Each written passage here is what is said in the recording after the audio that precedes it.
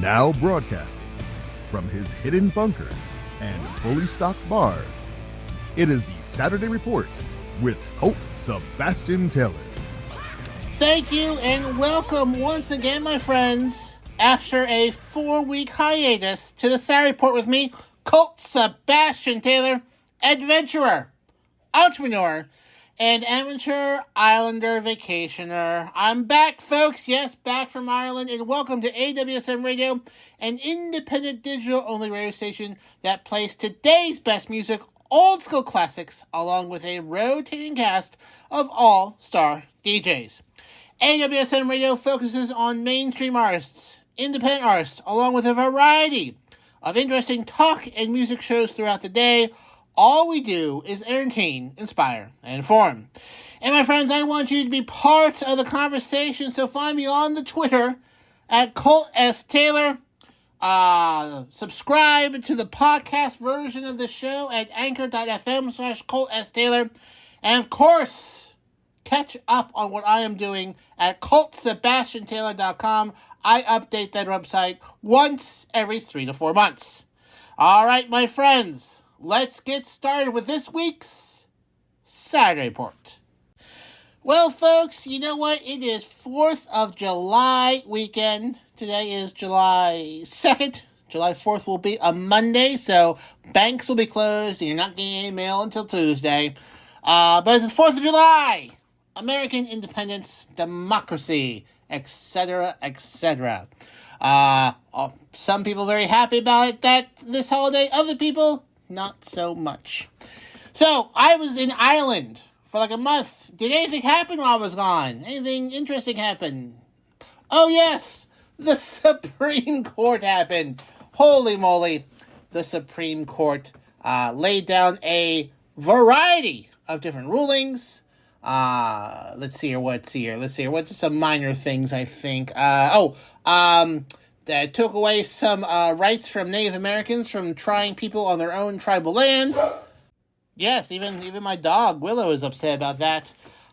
Said that New York cannot regulate guns within its own borders, so state rights, not so much. And then, of course, the big one, overturning Roe versus Wade, abortion rights in this country that have been around for about 50 years, no longer kicked back to the states, of which about a dozen have already banned it by passing trigger laws, saying that once it's banned, then it's immediately banned in the state or whatnot. So, I am, again, not here to debate with you the tenets of abortion. That is not my place here to do that.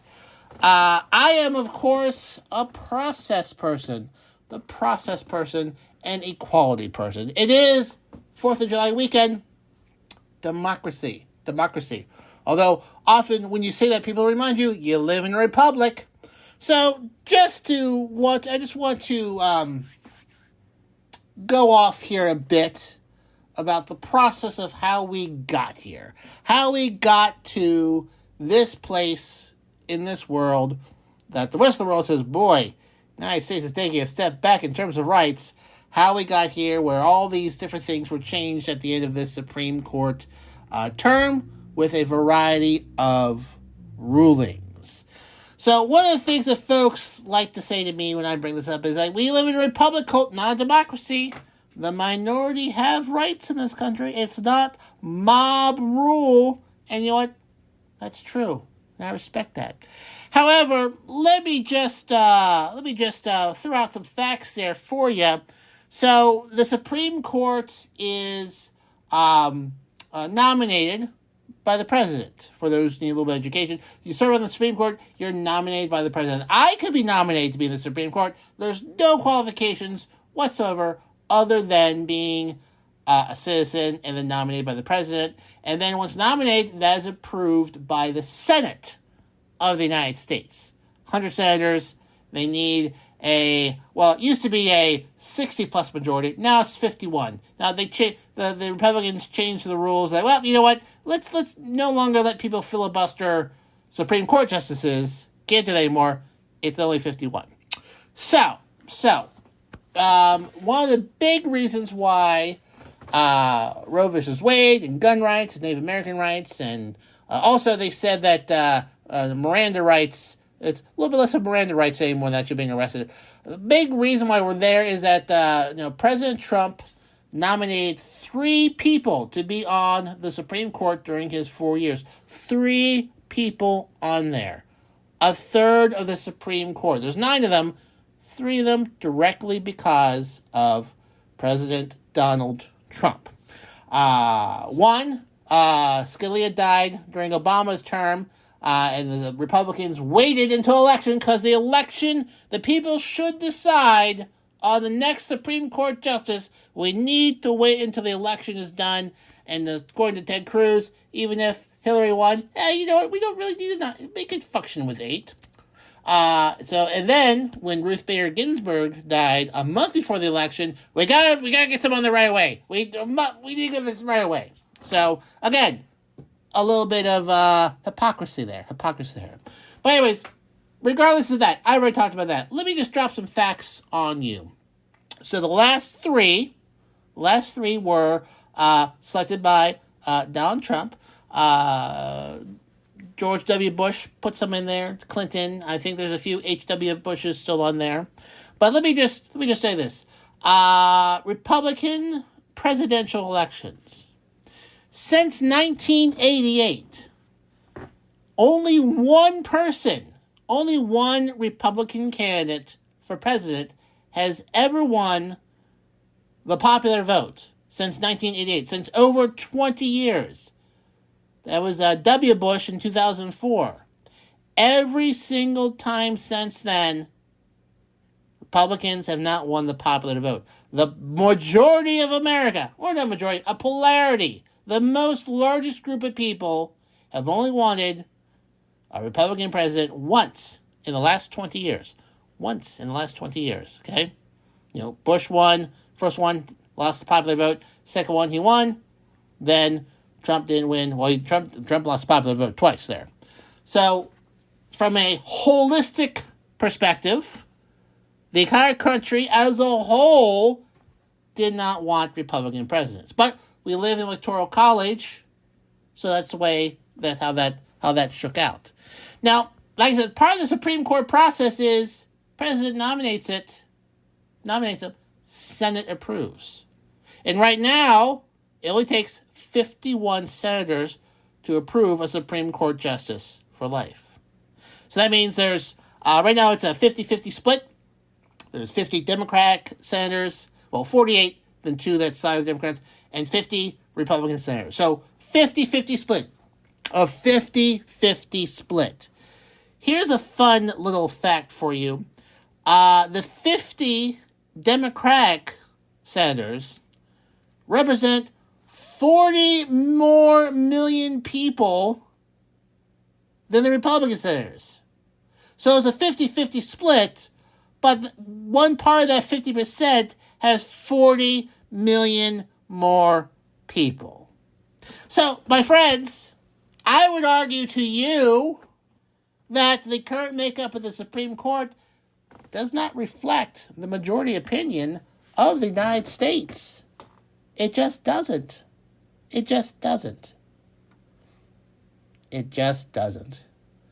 And listen, I understand.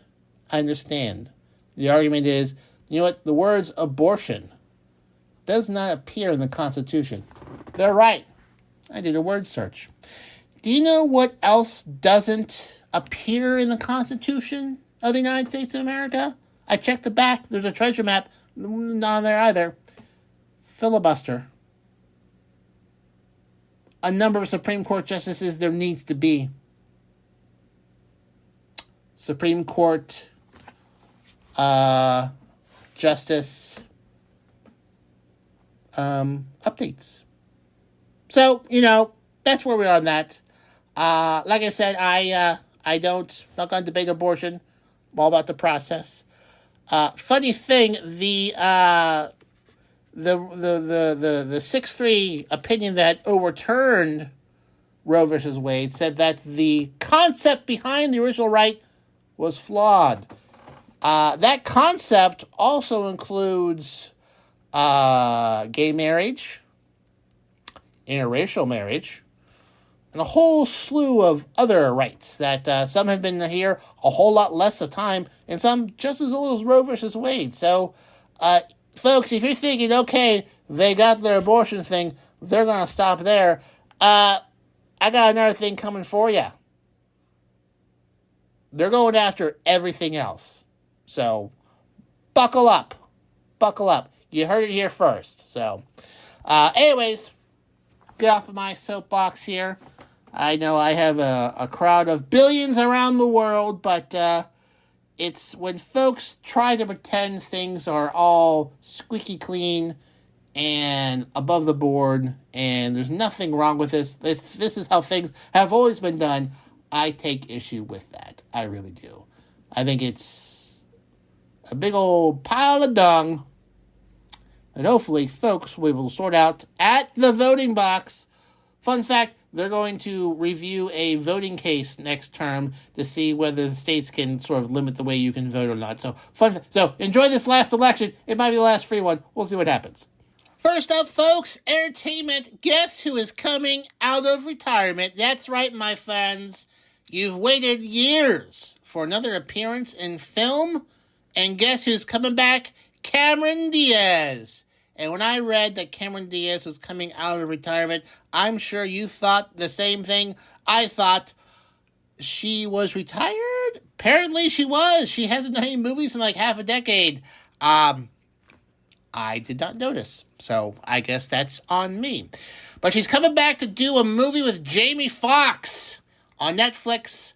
The film called Back in Action. According to an Instagram story, she said, only you can get me back in action. I can't freaking wait. It's gonna be a blast. So there is no release date, but filming is set to begin this year.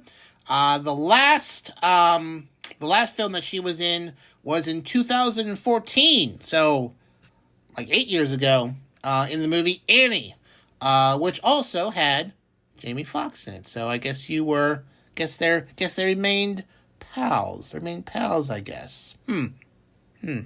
So, anyways. So also Jamie Foxx also quote unquote claims credit for bringing Tom Brady out of retirement as well. Brady joked, I was talking to Jamie and he said, you need a few tips on how to unretire. I'm relatively successful at unretiring. So, go figure. Anyways, just because Cameron Diaz has been retired doesn't mean she hasn't been doing anything. She recently launched an organic wine label. Must be nice. And then, as you may know, she married Good Charlotte singer Benji Madden in 2015, and they had a child in 2020. But she's coming back to the big screen. Popularly known for Something About Mary. That's like one of her first big movies. She's also in Charlie's Angels, 2 of those, and just a variety of other movies. So, you know what? Good for her. Good for her. Coming out and getting that Netflix money. I want that next Netflix money. But I guess I'm not Cameron Diaz. Some people mistaking me for Cameron Diaz, but those people are usually intoxicated. In art news, an extremely rare portrait of Princess Diana went on sale at auction this week at Sotheby's, for over $200,000, more than 10 times the original estimate. It is an oil sketch done by American artist Nelson Shanks in 1994, 3 years before her death in a car crash in Paris. It was shown at the Masterpiece London Art Fair from June 30th to July 6th, or is going to be shown there. It depicts Shanks' original choice for an outfit, a Kathleen Walker green velvet halter dress that she also used in the 1997 Vanity Fair issue, which she was on the cover. And he was sketching it for a longer sort of study of her, did sort of a quick sketch. It was hung in the royal residence of Kensington Palace and later in Diana's family home in Althorp, about 90 miles northwest of London, and went on sale this week. The portrait took 30 sittings, so she had to sit 30 times while he did that. They said that the sessions became a relief for Diana, who was going through a troubled part of her marriage with Prince Charles. She became friends with the artist and his wife, and later confided that she enjoyed coming to the studio was a safe haven, so full of love and support. The artist passed away in 2015, and it was world-renowned for portraits. Painted Ronald Reagan, Margaret Thatcher, Luciano Pavarotti, Pope John Paul II.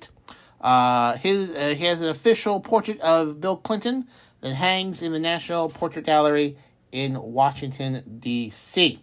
According to gallerist Philip Mould, who was quoted in a press release, as royal painted paintings go, it is extraordinarily rare for an artist to capture both the public and private characters simultaneously. Shank's sketch uniquely fuses Diana's glamour with a affecting pathos of her final years. We felt it belonged in the British collection and are delighted to be able to display it in her home city. So it was bought, and now it will now be displayed there. So if you have a chance to see it, probably at a museum. That's a $200,000 sketch. Not too shabby. Not too shabby. I think if I sketch something, I would have to pay someone to take it from me. Speaking of sketches, this story just popped into my head. I once went into a sort of Celtic store full of, art and incense and all this sort of Celtic decorations. And the owner's daughter, who had to be 6, 7, had a little table set up next to the cash register. It had these post-it notes of drawings on there, and she was selling them for $1. And she's kind of sitting there. I don't think she had many sales, but I went up like, oh my goodness, this looks just like me. I will give you $5 for this portrait of me. I gave her $5. The post-it note right now is hanging on the corkboard in my underground bunker.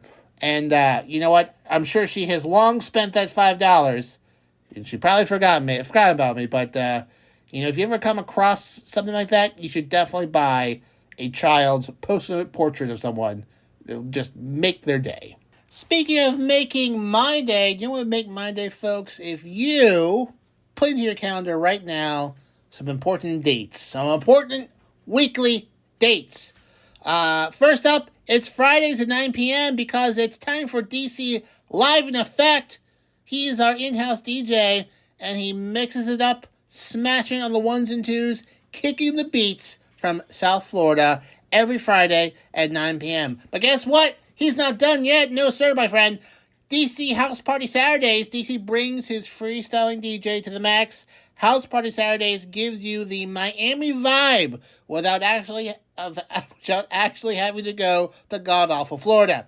From the top clubs to the bars, DC will bring the party to you. That's Saturdays at 10 p.m. And then finally, once again, it's DC Live in Effect on Sundays at 10 p.m. It is a DC weekend every single weekend. So, Fridays at 9, DC Live in Effect. Saturdays at 10, DC House Party Saturdays. And then Sundays at 10, DC Live in Effect. Right here, my friends, only on AWSM Radio.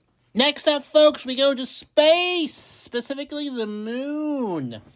So the moon is a celestial body. It has weak gravity, which means things get pulled into it and fall into it, including man-made objects, including rockets. And when a rocket impacts the moon, it creates a crater, just like asteroids do when they hit the moon.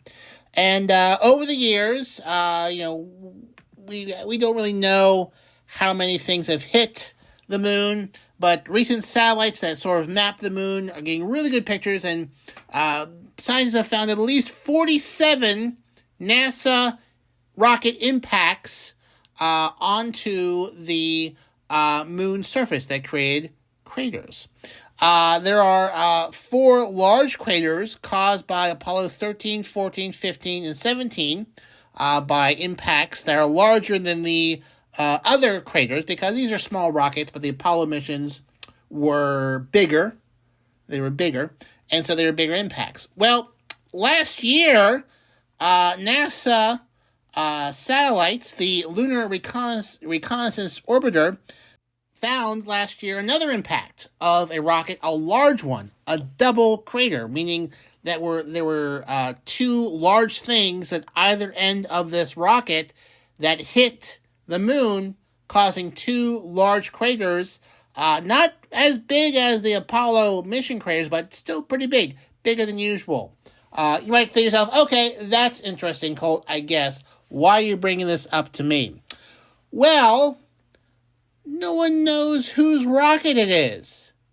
Yeah, no one knows how it got there, or why it got there, or who it belongs to, and no nation that can send satellites into the sky with rockets has claimed credit for it.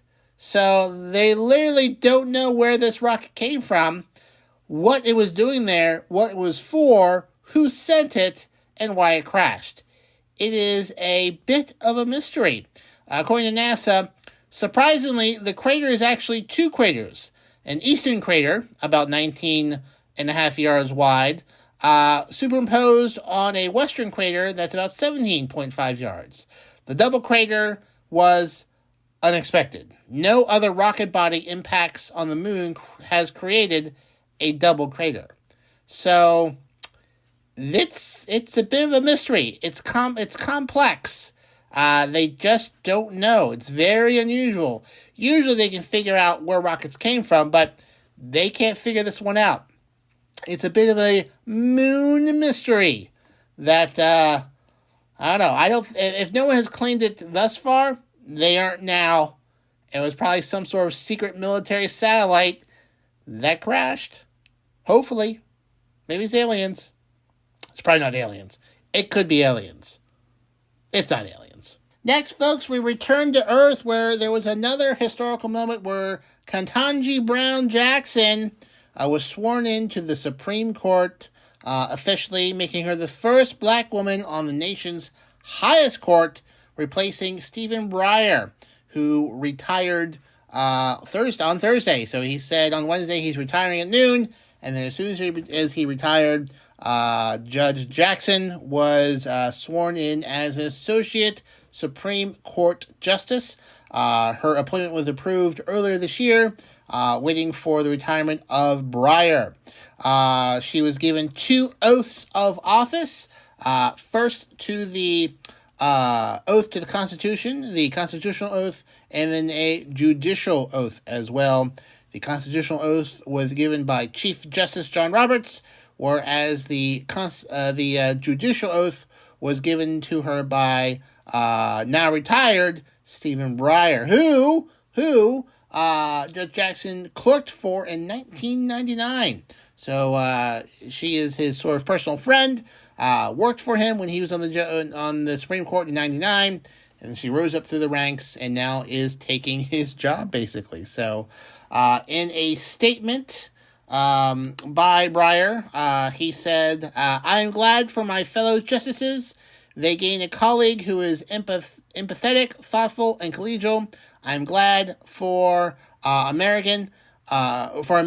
She will interpret the law wisely and fairly, helping that law to work better for the American people whom it serves. So she will be formally have a formal investiture in the fall, have a nice formal ceremony, but she's now officially sworn in so she can get to work on getting her office in order, getting some interns, some clerks, and then when the Supreme Court starts its new term, she will be up there hearing arguments. So congratulations to Associate Judge Jackson. Well done. We now go to Africa, where there was a burial of a tooth in the Democratic Republic of Congo, the DR Congo. That was strange, as one might imagine, so I did a little bit more reading. It was the tooth of an independence hero, Patrice Lumumba. He was assassinated in the 1960s. It's been over 60 years since his assassination. Why are they burying his tooth? Because that's the only thing that's left. After he was assassinated, his body was disposed of by a Belgian policeman who used acid to dissolve the body so there would be nothing left. The only thing that survived was his gold tooth, which he kept, apparently. Kind of strange. It was revealed a few years ago that he still had the tooth, at least the family did, and the Belgian court said he should probably send that back to Belgium because, that's weird. So, the tooth toured around the country. He was, like I said, he was an independence hero, independence hero of the Congo at the time, but was assassinated under the tacit support of the Belgium authorities, because the Congo used to be owned by the Belgium kingdom. Actually, they did a really terrible job there. Like, one of the biggest, unknown genocides of the 20th century was the Congo. It was the personal property of the King of Belgium, so it was not subject to Belgium laws, and they did really terrible things there. Murdered lots of people. Wanted rubber, and if you couldn't give them the rubber, they chopped your hands off, because that improves rubber production, apparently. So, yeah. Yeah, they're pretty terrible there. So Lumumba was the country's first prime minister, one of its leaders in the struggle for independence. He gave a famous independence speech in 1960 in front of the Belgian dignitaries, including the King of Belgium, who said that the Congolese people had been held in humiliating slavery. The Belgians were stunned that a black African had ever spoken to them like that in front of other Europeans. But he was overthrown 2 months later, in January 1961. Many people think Belgium was behind that, basically because they didn't like him, and also during the Cold War, so they thought he might turn the country communist. But he was then executed, and then his body was disposed of. But like I said, the Belgian policeman named Gerard Ciotti was given the job of getting rid of the evidence, and then he took the tooth with him back to Belgium, and then about 2 or 3 years ago, he said he still had it. Court said sent it back. Because of the COVID stuff, there was a bit of a delay, but it is now officially back, and they are going to be burying it. They'll be burying it in a grand ceremony and having a mausoleum for him, and it will be buried there. So there you are. So a little bit of history there for you. Yeah, you should really listen. If you don't know what Belgium did to the Congo in the late early 1900s, sit yourself down and read yourself some history, because there's some pretty nasty history there that people have conveniently forgotten. And yeah. In fact, they had a conference about an international conference about it, because things were so bad there. The countries got together and went, whoa, Belgium. Yeah, we need to stop. So read it, do yourself a favor, get yourself a little more educated. Read about Belgium and the Congo and the terrible things they did there. Changing gears now for something completely different. My friends, listen, COVID-19 restrictions are dropping, which means a lot of people are going back to work, which means there's commutes. Now, the commute home is often a great time to decompress, gather your thoughts for the evening, and what better thing to listen to than the Rock Sessions? It's our drive time show here at AWSM Radio. And my pal Rocks will make sure your evening commute home is fun, featuring the hottest music on the charts and some other surprises in between. She will make it rock style, Monday through Friday, 5 p.m. to 7 p.m., right here, my friends, on AWSM Radio. Check it out. Next up, folks, we go to the WWE, where Logan Paul has signed a contract with the WWE making him a WWE superstar. Logan Paul, originally known for his YouTube videos and being a digital influencer, is now a pro fighter, apparently, and he is now a wrestler. He has appeared on WWE programs like WrestleMania and WWE SmackDown, but now that he is a full-time star, he will be, making, other appearances, So, they signed it. There's pictures of him with Triple H and Stephanie McMahon, who is the temporary CEO of the WWE because Vince McMahon apparently paid off some people that he's having affairs with and improperly reported that money to the board of directors. Since it is a publicly traded company, you can't do that, so he has had to step down temporarily, to be investigated, So, Logan Paul is 27. He was originally rose to fame on the Vine app, which is no more, became a YouTube star, did a lot of stuff. He had to apologize, then get kicked off, then he was back on again. And then he's become a boxer, He's gone on the ring against Floyd Mayweather on Showtime. He had 2 bouts with the British YouTuber KSI. And his younger brother, Jake Paul, has also done some boxing as well. It's hard for me to say who I dislike more. The Pauls or the Kardashians, but they're just, lots of people like to say, society and culture is corrupt and falling apart. And I usually say, come on now, culture just changing. We're not more decadent or ridiculous than any time in the past. And then I look at, the Pauls like, maybe we are. So, but hey, talk about self-marketing. Can't blame them for that. Fake it till you make it. So, Logan Paul, coming to a WWE arena to you soon. Speaking of sports, we now go to Southern California, where a barbershop has won a gold medal from the 2020 Tokyo Games for volleyball. No, wait, I don't mean won. Found. Yes, found. Apparently, the owners of the barbershop, of Knoll Barbershop, found a plastic bag behind their barbershop with a gold medal inside of it. It was stolen more than a month ago, and it was there or whatnot. The medal was stolen. It was stolen from Jordan Poulter, who won the gold medal in the 2020, which was held in 2021 because of COVID-19, but they still call it the 2020 Tokyo Games. It was stolen from her car. She was the part of the U.S. women's volleyball team. She was ran in for a video conference, left her door locked, and her medal was stolen.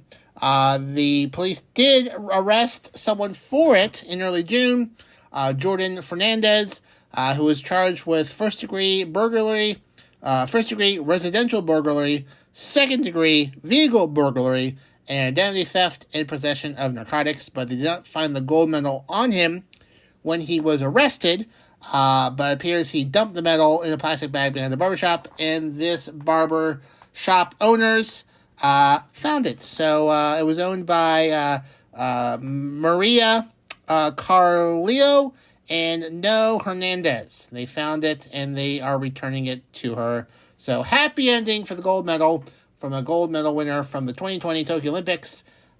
So usually when you lose those medals, they usually don't turn up again. But fortunately, she is getting it back after a month hiatus. I'm willing to bet she will lock her car from now on. Speaking of sports, my friends, on Wednesday nights, AWSM Radio is your place to be for sports. First up at 9 p.m., it's To the Rack with Mac. It is your go-to spot for all things basketball.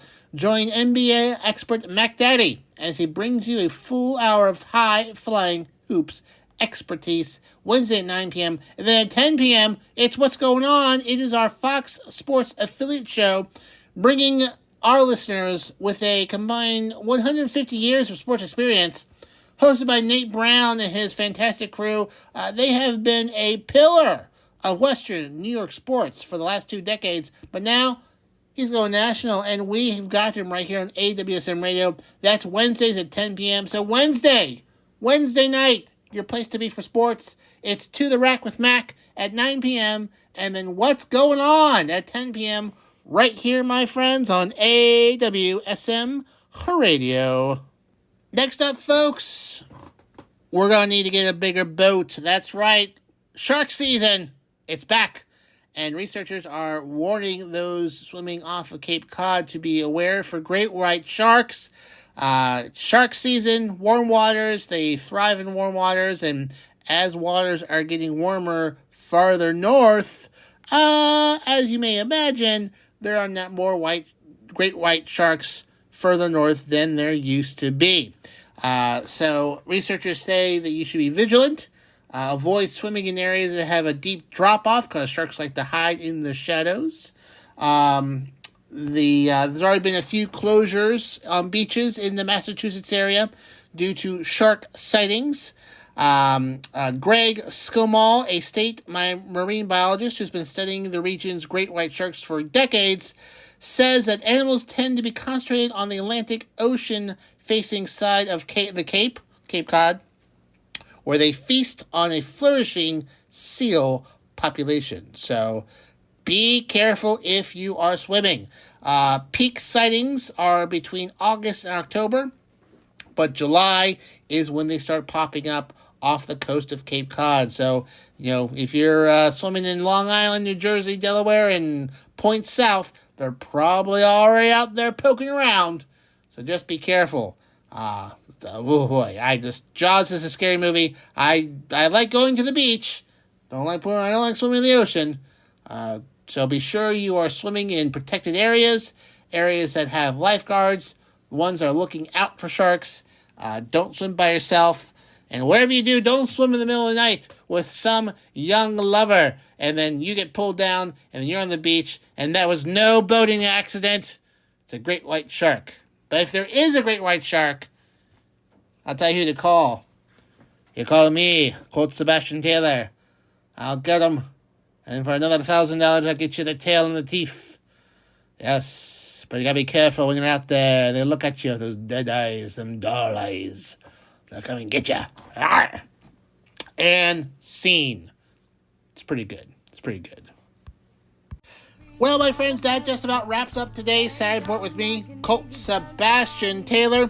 Thank you for joining me here today on AWSM Radio. Remember, you can follow me on the Twitter at Colt S. Taylor. So feel free to engage with me on there. If you just came in at the last moment and missed the entire show, you can subscribe to the podcast version of the show at anchor.fm/Colt S. Taylor. Those episodes are usually posted Sunday at noonish, more or less, to say. And, of course, if you haven't already, bookmark ColtSebastianTaylor.com for all of your Colt Sebastian Taylor needs. I update that site, once every quarter and whatnot. Now, before I sign off today, my friends, listen. June was kind of a rough month for many, many people. Many people in the United States felt they have lost some rights that they've had. They feel like perhaps their communities are getting a little bit more focus and are under attack by those who don't agree with their way of life and whatnot. And that's pretty much true. It was kind of a terrible month for the marginalized and whatnot. But, friends, as down as you may be, you are not alone. There are plenty of other people out there who are organizing and working to make sure that these communities are protected and are afforded every right that everyone else has. So, if you're a little downtrodden, a little sad, a little defeated, it's okay to have those emotions. Perfectly valid. But know that you do have friends out there who are fighting hard for you. And actually, with social media, they're not hard to find. So, get a good nap in, because tomorrow's a new day. Until next time, I'm Colt Sebastian Taylor, and I'll see you later.